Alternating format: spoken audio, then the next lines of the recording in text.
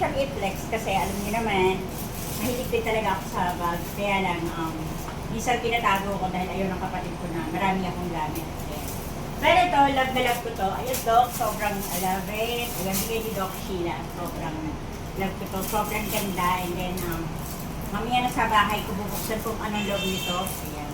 Kung anong nakalagay dito sa loob. So, ayan, Doc Sheila. Ayan. Ipapakita ko na lang siya sa picture kasi may nagawa rin yung Doc. So, lagi ko naman yun na nalagay din si Doc Sheila yun. Ito. Minsan kasi Doc, tinatanggal ko kasi 2 araw. Pero dikit-dikit naman siya Doc. Ayan, ito lang yan sa malapit sa dapitan ng akin. So, ayan, palagi ko naman nilalagay dyan yung kanyang, cellphone number. So, yun lang. Gusto ko lang i-text ang napakaganda kong bag and Merry Christmas. Salamat Doc ng marami. And, salamat sa pag-follow, pag-support ninyo and I love you. God bless. Bye!